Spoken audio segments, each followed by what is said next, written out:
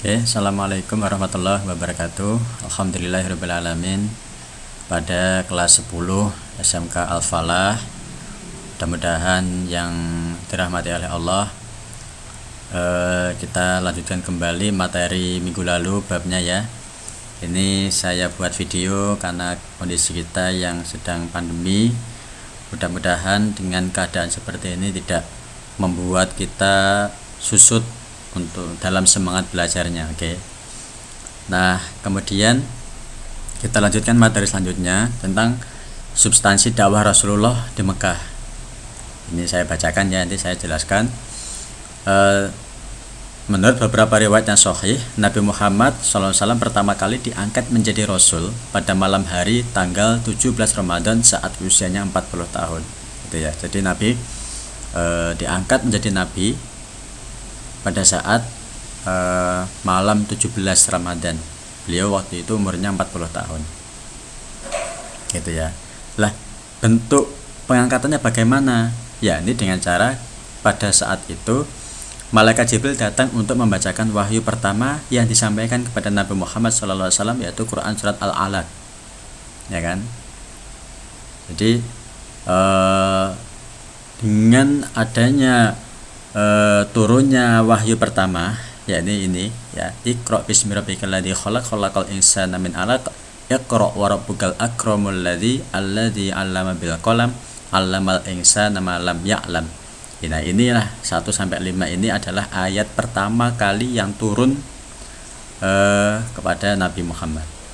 Jadi ini sambil saya jelaskan. Jadi pada waktu itu Nabi itu didatangi oleh Malaikat Jibril. Kemudian Malaikat Jibril menyuruh gini, Iqra, ayo baca. Cara sekarang baca. Nabi jawab, nggak bisa, saya nggak bisa. Karena Nabi itu adalah ummi, orang yang tidak bisa membaca, tidak bisa menulis, gitu ya, ummi. Nabi nggak bisa.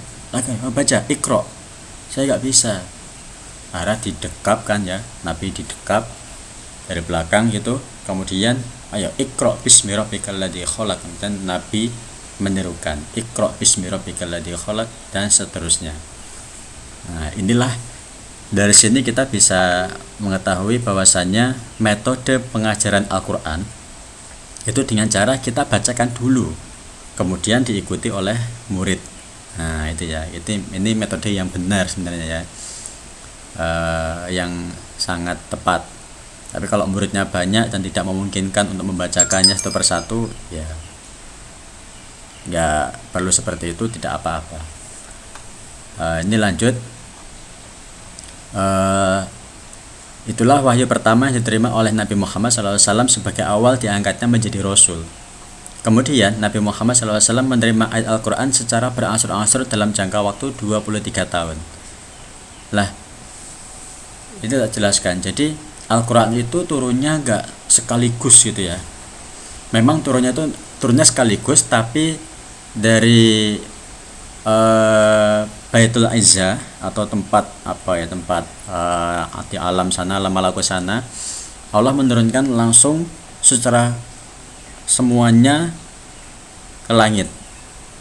Nah, dari langit kemudian disampaikan ke Nabi itu secara berangsur-angsur. Kalau di sini dikatakan 23 tahun lamanya. Tapi yang masyhur itu 22 tahun, 2 bulan, 22 hari gitu ya. Kalau digenapkan ya 23 tahun. Nah, kemudian kenapa kok Al-Qur'an turunnya enggak langsung gitu kan? Karena Al-Qur'an itu turunnya sesuai dengan kejadian faktual ya. Jadi setiap ada kejadian itu ayat Al-Qur'an turun memberikan pedoman, memberikan petunjuk. Contoh, ketika ada orang yang tanya tentang ruh, Nabi Muhammad, ruh itu apa, itu ruh itu bagaimana? Dan turunlah ayat, wahai Muhammad, katakanlah bahwasanya ruh itu adalah urusanku, gitu kan ya. Artinya setiap Al-Quran yang turun itu yang diterima oleh Nabi itu pasti ada kejadian-kejadian yang menyebabkan sehingga Al-Quran turun, gitu ya. Nah, kemudian ajaran-ajaran pokok Rasulullah di Mekah, yang pertama itu akidah. Lah, jadi akidah Karena Rasulullah diutus oleh Allah untuk membawa ajaran tauhid. Masyarakat Arab yang saat ia dilahirkan bahkan jauh sebelum ia lahir hidup dalam praktek kemusyrikan. Ia sampaikan kepada kaum Quraisy bahwa Allah Subhanahu wa taala Maha Pencipta. Segala sesuatu di alam ini, langit, bumi, matahari, bintang-bintang, laut, gunung, manusia, hewan, tumbuhan, batuan, air, api dan lain sebagainya itu merupakan ciptaan Allah Subhanahu wa taala. Ini tak jelaskan dengan singkat. Jadi mengapa Nabi itu diutus? Karena begini, karena masyarakat pada Arab pada waktu itu sangat dalam kerusakan, atau bahasanya jahiliyah ya. Seperti begini, misalkan contohnya begini, misalkan ada seorang suami istri punya anak laki-laki dewasa, laki-laki dewasa, kemudian ayahnya meninggal, maka nanti sang anak ini secara otomatis menggantikan posisi ayahnya sebagai suami ibunya tadi. Nah, ini kan praktek yang sangat bobrok sekali. Maka dari itu Nabi diutus untuk menyempurnakan untuk menyempurnakan ajaran, terutama dalam masalah tauhid ini ya. Ini yang akan saya terangkan tentang tauhid, karena pada waktu itu orang Arab itu penyembah berhala. Dulu itu Ka'bah sudah ada kan, Ka'bah dibangun oleh Nabi Ibrahim ya. Nah, kemudian tapi di sekeliling Ka'bah itu penuh dengan berhala. Jadi yang disembah itu berhala-berhalanya itu. Gitu. Nah, dari sinilah kemudian Nabi diutus pertama untuk mengajarkan tauhid. Terus diajarkan bagaimana caranya orang itu kenal dulu sama Allah. Gitu ya. Gimana caranya orang itu kenal dulu sama Allah. Makanya ketika Nabi diutus, itu sholat belum ada waktu itu kan, sholat belum ada, karena yang penting orang kenal dulu sama Tuhan, kenal dulu sama Allah, gitu kan. Nanti kalau sudah kenal, sudah semakin yakin, baru kemudian Allah memerintahkan untuk sholat, itu kan, ada kisah Isra Mi'raj itu ya. Itu kemudian selanjutnya saya persingkat saja ini biar videonya tidak lama. Kemudian yang kedua adalah Nabi menyempurnakan akhlak mulia. Nah, dalam akhlak Nabi Muhammad SAW tampil sebagai teladan yang baik atau ideal sejak sebelum menjadi Nabi. Ia telah tampil sebagai sosok yang jujur sehingga diberi gelar oleh masyarakatnya sebagai Al-Amin yang dapat dipercaya. Nah, jadi Nabi Muhammad itu mau sebelum jadi Nabi, sejak dari kecil pun sudah ada tanda-tanda gitu ya. Makanya kalau kata guru saya begini, di waktu guru di pesantren itu, ciri orang itu kelak orang baik itu kelihatan dari kecilnya. Kalau kecilnya sudah terlihat nampak sifat-sifat yang baik-baik, besarnya nanti baik, gitu ya. Tapi kalau kecilnya jelek, kecilnya nakal, ya wallahu a'lam.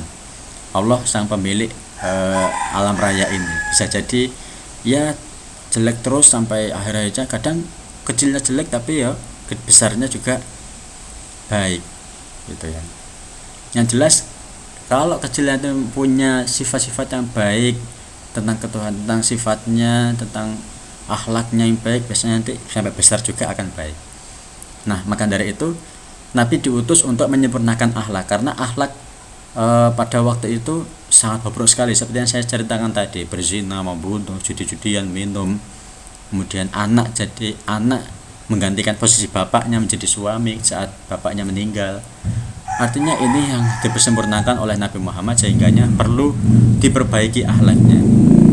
Makanya ada Nabi berkata, innama bu'istu liutammima makarimal akhlak. Sesungguhnya aku ini diutus untuk menyempurnakan akhlak, gitu ya. Jadi bagi kita, ayo bareng-bareng untuk meniru apa yang dilakukan oleh Nabi Muhammad. Ya, saya yakin ini berat, tapi setidaknya dikit-dikit dulu meniru dari sikap-sikapnya Nabi. Kita pelajari semua sifat-sifat Nabi, apa yang dilakukan Nabi, kita ikuti semuanya, gitu ya. Dikit-dikit, nggak bisa sekaligus, gitu ya, karena harus proses. Nah, kemudian strategi dakwah Rasulullah di Mekah. Ini yang kita bahas minggu lalu. Pertama, dakwah secara diam-diam itu ya. Jadi, mengapa diam-diam?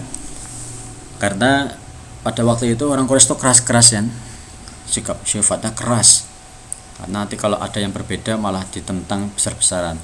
Akhirnya Nabi dakwanya secara sembunyi-sembunyi melalui keluarga-keluarganya dulu, itu kan ya, seperti minggu lalu yang sudah saya jelaskan. Kita lanjutkan saja. Kemudian setelah dakwah dan diam-diam, kemudian Nabi diutus untuk dakwah secara terang-terangan. Nah, dakwah secara terang-terangan ini dimulai ketika Rasulullah menyeru kepada orang-orang Makkah.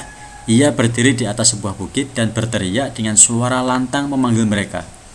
Beberapa keluarga Quraisy menyambut keseruannya, kemudian ia berpaling kepada sekumpulan orang sambil berkata, "Wahai orang-orang, akankah kalian percaya jika saya katakan bahwa musuh Anda sekalian telah bersiaga di sebelah bukit Sofa ini dan berniat menyerang nyawa dan harta kalian?" Nah, mereka menjawab, "Kami tak mendengar Anda berbohong sepanjang hayat kami." Ia lalu berkata, "Wahai bangsa Quraisy," Nabi Muhammad bilang ya, "selamatkanlah dirimu dari neraka. Saya tak dapat menolong Anda di hadapan Allah SWT. Saya peringatkan Anda sekalian akan siksaan yang pedih." Kemudian ia menambahkan, "Kedudukan saya seperti penjaga yang mengamati musuh dari jauh dan segera berlari kepada kaumnya untuk menyelamatkan dan memperingatkan mereka tentang bahaya yang akan datang." Jadi awal mulanya terang-terangan dia adalah Nabi suatu ketika ada segerombolan orang Quraisy, kemudian Nabi melihat, nah Nabi naiklah ke atas bukit sehingga orang-orang Quraisy bisa melihat. Kemudian Nabi berseru tadi ini, intinya ayo ibadah kepada Allah, luruskan kehidupan kita. Kemudian saya di sini hanya sebagai penjaga tadi kan kata Nabi. Jadi saya di sini diutus untuk menyelamatkan sampean semua. Kalau mau mengikuti saya akan selamat, gitu kan. Nah, maka dari itulah dari sini mulai Nabi mendapatkan pertentangan, banyak sekali pertentangan. Ada yang menerima, ada yang menolak, bahkan menolaknya sangat bengis, sangat kasar gitu ya. Nah, berkaitan dengan dakwah secara terang-terangan ini, karena sudah Allah firmankan yang artinya, "Maka sampaikanlah Muhammad secara terang-terangan segala apa yang diperintahkan kepadamu dan berpalinglah dari orang-orang yang musyrik." Quran surat Al-Hijr ayat 94.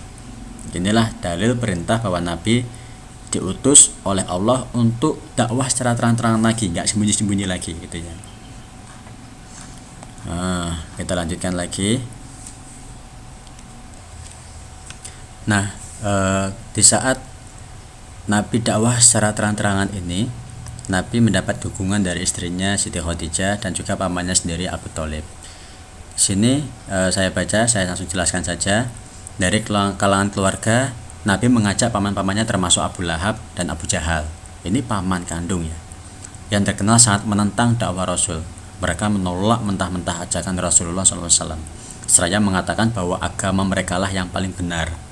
Nah, penolakan yang disertai ejekan, cemoohan, hinaan, bahkan ancaman tersebut tidak lantas membuat Rasulullah SAW berputus asa dan berhenti melakukan dakwah. Justru beliau makin tertantang untuk terus mengajak masyarakat memeluk agama tauhid. Jadi inilah tantangan Nabi Muhammad ketika menyebarkan atau dakwah Islamnya, mendapat pertentangan dari pamannya sendiri. Ini kan pamannya sendiri, karena pamannya itu menganut pemahaman nenek moyang katanya, yakni menyembah berhala. Begitupun dengan masyarakat Quraisy yang lain. Bahkan Nabi pun di sini nanti bisa kalian baca bahwa Nabi pun sering mendapatkan olok-olok, disuruh menampakkan mukjizat seperti Nabi Musa, Nabi Isa, gitu kan. Karena masyarakat Quraisy pada waktu itu di antara mereka ada yang beragama Yahudi, beragama Nasrani, tapi juga ajaran sudah menyeleweng. Sehingga Nabi datang untuk meluruskan. Lah, orang-orang yang Yahudi minta seperti Nabi Musa, bisa nggak bikin gunung jadi emas? Nah, yang orang Nasrani suruh seperti Nabi Isa, bisa nggak Nabi Isa bisa menghidupkan orang mati? Bisa nggak menghidupkan orang mati? Ini karena mereka saking pengennya melihat bahwa ini Rasulullah ini benar-benar Nabi atau bukan. gitu kan. Jadi Nabi sering diolok-olok, dicemooh gitu kan ya, dan sampai akhirnya tapi banyak juga yang mau ikut sama Nabi, dan tapi akhirnya yang ikut sama Nabi yang mau memeluk agama Islam mendapat siksaan dari orang-orang Quraisy, sering disiksa, diolok-olok, macam-macam lah. Jadi perjuangan orang zaman dahulu itu sangat keras. Ketika untuk masuk Islam aja banyak yang menentang. Kalau kita saat ini kan udah alhamdulillah mau memeluk agama tidak ada yang lagi memaksa, gitu kan.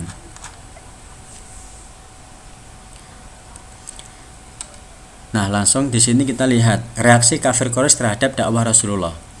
Di sini kita lihat yang pertama adalah kesombongan dan keangkuhan. Jadi bangsa Arab jahiliyah dikenal sebagai bangsa yang sangat angkuh dan sombong. Mereka menganggap bahwa semua yang telah mereka lakukan adalah sesuatu yang benar. Jadi dengan sombong, angkuh, nggak mau menerima, gitu kan? Karena merasa ini agama Islam, agama baru, agama apa, wajar kan? Orang menolak itu. Tapi sangat sombong sekali dan sangat angkuh sekali, gitu ya. Kemudian yang kedua, mengapa penolakannya? Yang kedua alasannya karena fanatisme buta terhadap leluhur.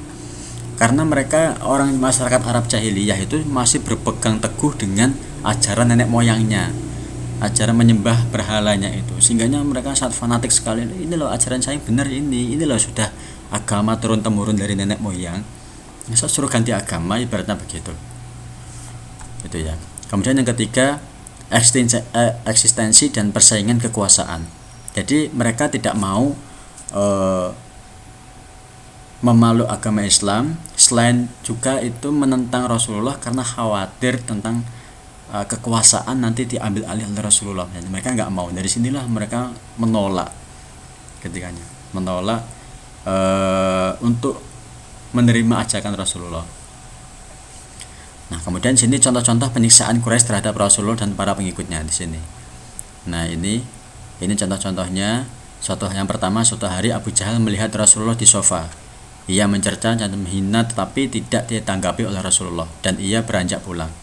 Kemudian Abu Jahal pun bergabung dan kelompoknya kaum Quraisy di samping Ka'bah. Mendengar kejadian tersebut, Hamzah paman Rasulullah marah seraya bangkit mencari Abu Jahal. Ia kemudian menemukan Abu Jahal yang sedang duduk di samping Ka'bah dengan kelompoknya kaum Quraisy. Tanpa banyak bicara, ia langsung mengangkat busur dan memukulnya ke kepala Abu Jahal hingga tengkoraknya terluka.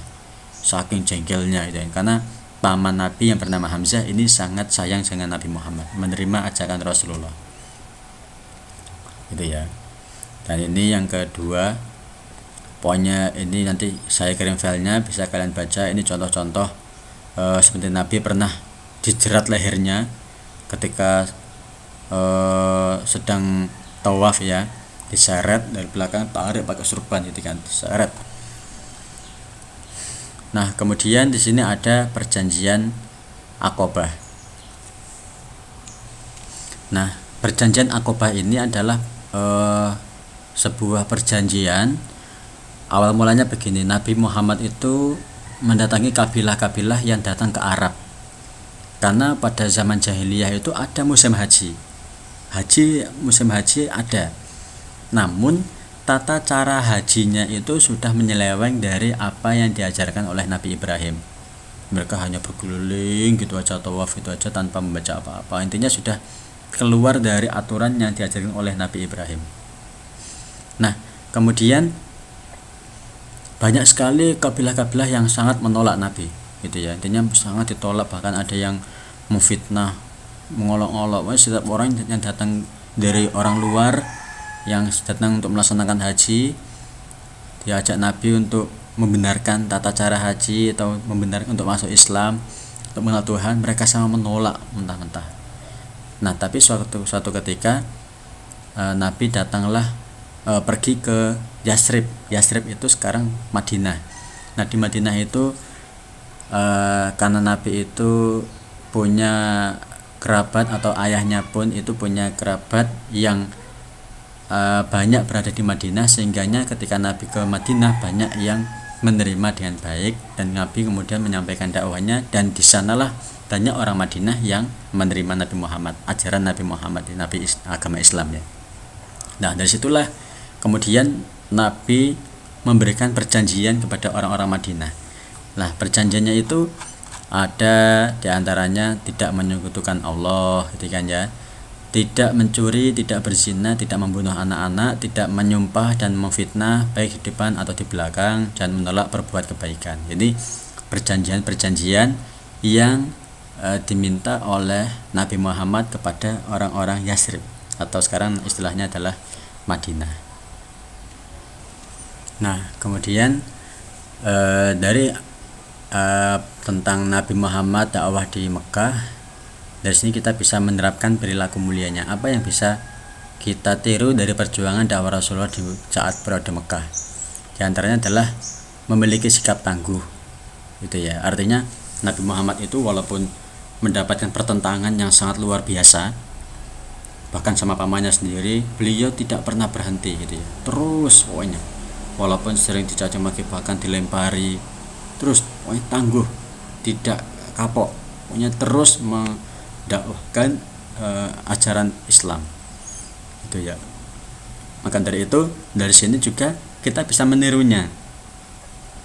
Dengan seperti apa? Misalkan yang pertama, menggunakan waktu untuk belajar yang sungguh-sungguh agar mendapatkan prestasi yang tinggi.